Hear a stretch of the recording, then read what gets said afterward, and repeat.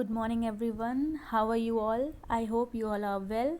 So continue this video. तो आज हम आगे पढ़ते हैं. तो आज हम आपका ये एनाट्रोपस ओव्यूल का डायग्राम डिटेल में पढ़ेंगे. तो इसकी जो लेबलिंग है, जो ये इसकी लेबलिंग दे रखी है, ये सारी बहुत इंपॉर्टेंट है. और मैं आपको बता दूं, इसको आपको बहुत प्रैक्टिस करना है. इससे बहुत सारे इंपॉर्टेंट क्वेश्चन जो है वो पूछे जाते हैं. ठीक है, तो आइए हम इसको डिटेल में पढ़ते हैं.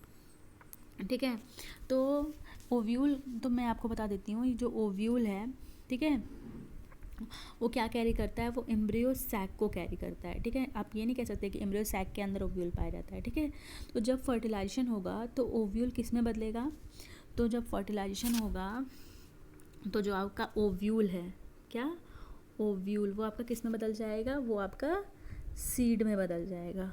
और आपकी जो ओवरी है वो किस में बदल जाएगी, वो आपकी फ्रूट में बदल जाएगी. ठीक है, ओवरी किस में बदल जाएगी, फ्रूट में.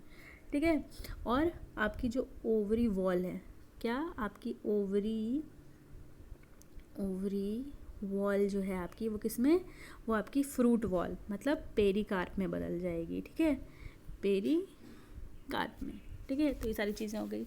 तब अब आगे बात कर लेते हैं कि अब ओव्यूल के पास ये जो सारा, मतलब ओव्यूल के चारों तरफ जो ये आउटर और इनर इंटीग्यूमेंट हैं, तो इसका क्या काम है, तो कोई ना कोई काम होगा, कोई ना कोई फंक्शन ज़रूर होगा, तभी यहाँ प्रेजेंट है.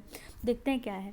तो जब पूरा ओव्यूल सीड, ठीक है, जब आपका पूरा ओव्यूल सीड में बदल रहा हो, बदल जाएगा, तो जो ये बाहर की और अंदर की ये जो लेयर है, मतलब आउटर और इनर जो लेयर हैं, वो किस में बदल जाएंगी, वो सीड के कवर में बदल जाएंगी. मतलब ये आउटर और इनर इंटीग्यूमेंट जो है वो आपकी सीड कोट में बदल जाएंगी.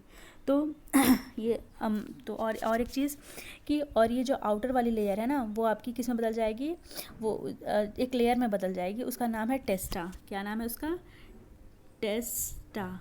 ठीक है, ये कौन सी बात है, ये आउटर लेयरिंग की बात कर रही है, आउटर इंटीग्यूमेंट. ठीक है, और जो आपका इनर इंटीग्यूमेंट है वो किस में बदल जाएगा, वो आपकी टेगमेन में बदल जाएगी. ठीक है, टेगमेन. और ये दोनों क्या है, ये दोनों सीड कोट का नाम है. ठीक है, इसमें ये दोनों बदल जाएंगे.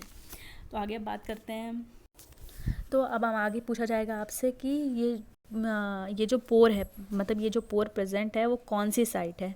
तो मैं आपको बता दूं, तो ये आपका, जैसे कि यहाँ डायग्राम में भी दे रखा है, तो ये आपका माइक्रोपाइल रीजन है. कौन सा, माइक्रोपाइलर रीजन है. ठीक है, और इसका क्या काम है, इसका नेक्स्ट पूछा जा सकता है, इसका क्या काम है, व्हाट्स इट्स फंक्शन. तो मैं आपको बता दूँ, इसका मेन फंक्शन ये होता है कि ये पॉलन ग्रेन को, ठीक है, तो मैं एक बार आपको फिर से बता देती हूँ कि ये जो आपका माइक्रोपाइलर रीजन है उसका क्या फंक्शन है, वो क्या काम करता है. तो आपका, इसको मैं बता दूँ, इसका एक मेन फंक्शन होता है कि जो पॉलन ग्रेन होते हैं, मतलब जो पॉलन ग्रेन था ना, तो उसमें जो ट्यूब बन रही थी, ठीक है, उसमें क्या थे, उसमें मेल गैमेट्स थे. तो ये क्या कर रहा था, ये मेल गैमेट्स को एंट्री दे रहा था. ठीक है, तो इसका काम है मेल गैमेट्स को एंट्री देना.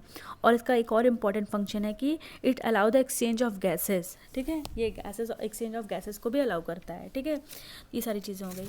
तो ये जो एम्ब्रियो सैक मतलब है, it is present close to micropyle. तो ये जो एम्ब्रियो सैक है, इट इज़ प्रेजेंट टू, वो क्या होता है, माइक्रोपाइल रीजन के पास प्रेजेंट होता है.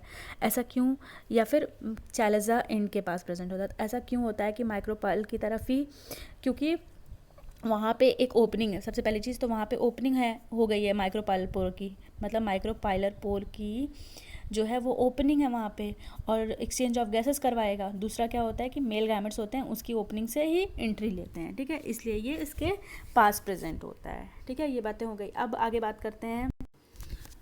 तो अब नेक्स्ट जो एक स्टॉक लाइक स्ट्रक्चर है. ठीक है, अब मैं बार बार फोकस कर रही हूँ वर्ड पे, किस पे, स्टॉक लाइक स्ट्रक्चर. मतलब आपसे पूछा भी जा सकता है कि जो स्टॉक लाइक स्ट्रक्चर प्रेजेंट होता है उसको हम क्या कहते हैं, तो आप उसको, हम लोग हीलियम कहते हैं.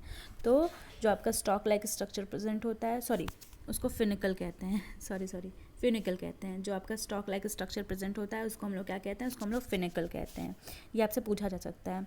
और इसका, और इस पूरे ओव्यूल में जो फिनिकल के बीच में ये जो पोर्शन है जो एक जंक्शन की तरह वर्क कर रहा है, उसको हम क्या कहेंगे, उसको हम लोग हीलियम कहेंगे, जो कि एक जंक्शन की तरह काम कर रहा है. ठीक है, तो ये सारी बातें हो गई. अब बात आती है आगे